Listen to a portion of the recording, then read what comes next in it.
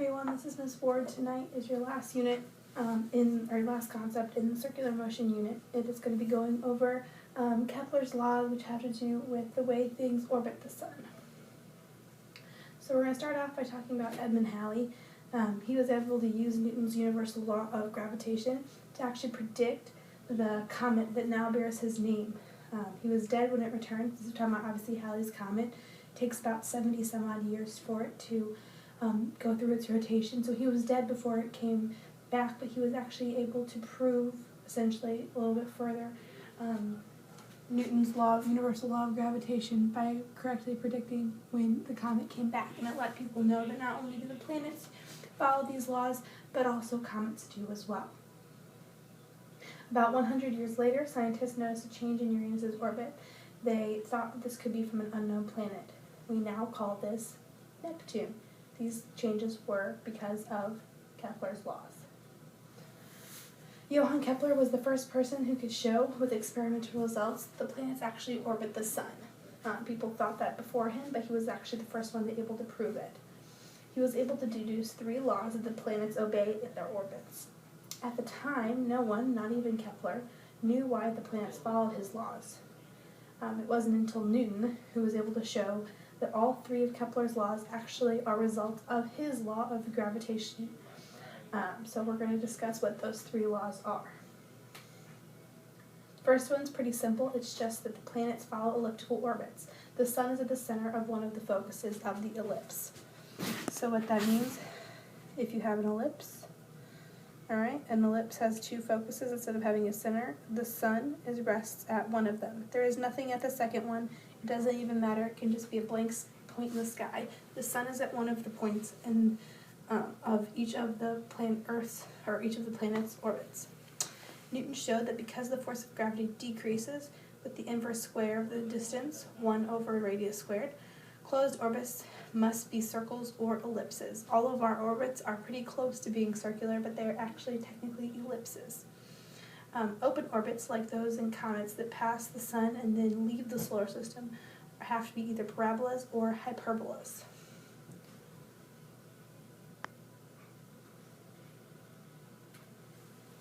Alright, Kepler's second law says that a planet moves in its orbit, it sweeps out an equal amount of area in an equal amount of time.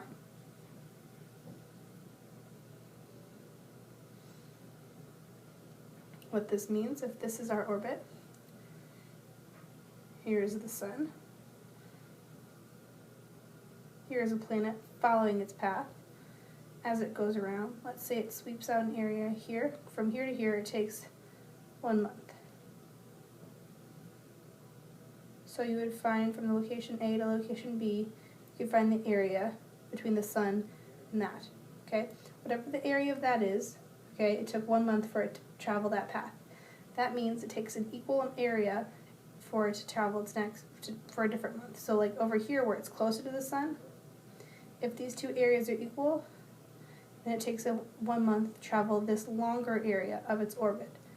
This is essence, what it means is that a planet is moving faster when it's close to the sun and slower when it's further away from the sun, okay, because of this law.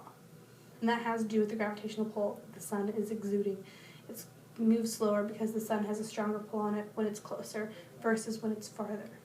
It's able to move at a slower speed.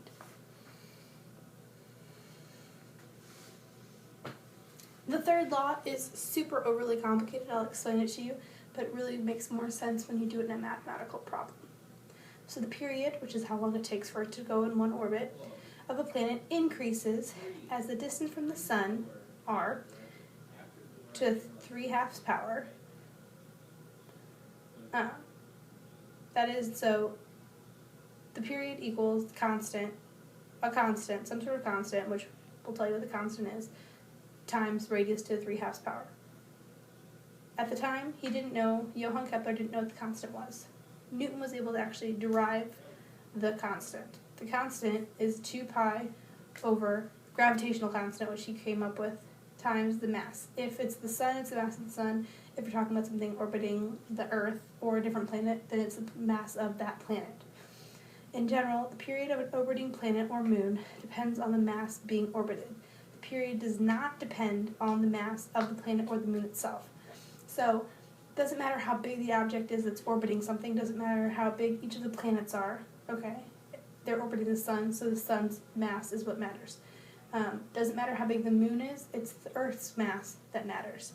We're about to do an example where we look at a satellite. It does not matter how much the satellite weighs, only the mass of the Earth. So it matters about the mass of the thing being orbited. Alright, let's look at this example, and the third law should make more sense then.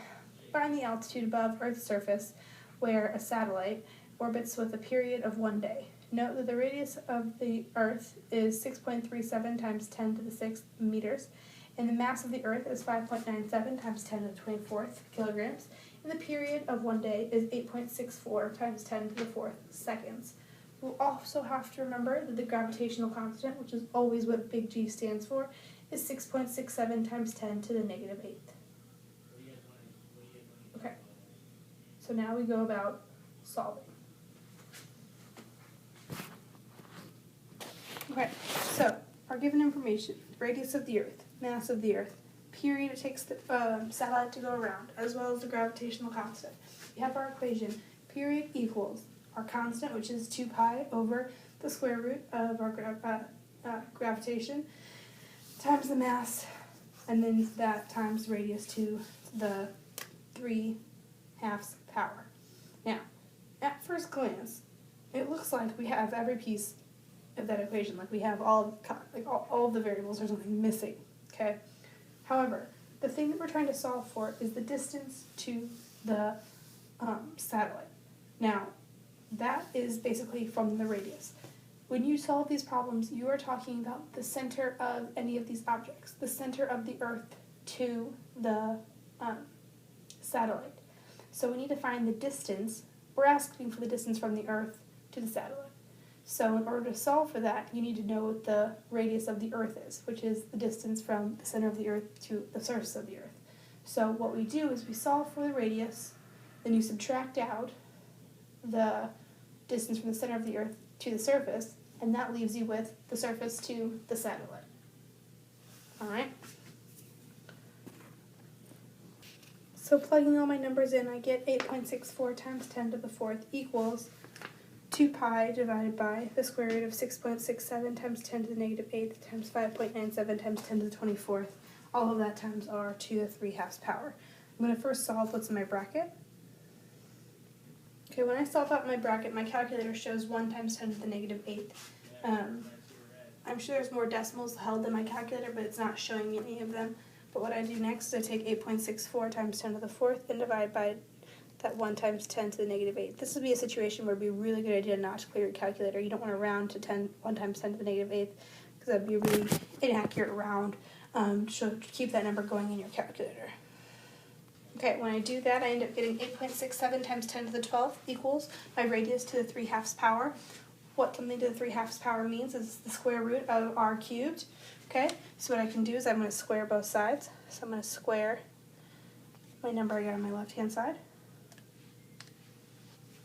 Okay, now I get 7.52 times 10 to the 25th equals r cubed.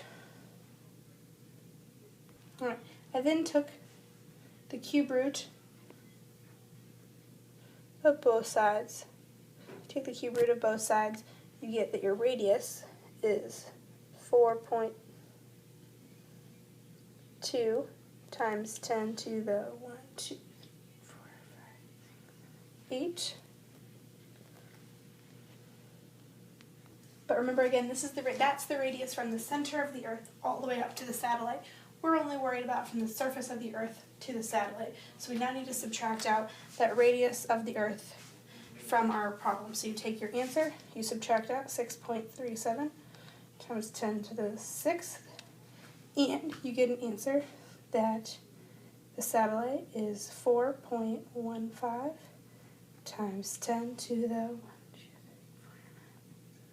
8 meters above Earth's surface, and that is your answer. Kind of long, kind of complicated. We'll do many problems like this in class, but there's one example problem for you all worked out. Make sure you do your whisk. finish up any practice problems you have in your packet. We'll be taking our test soon, and we'll be taking our quiz over this material the next time I see you in class. Have a great night.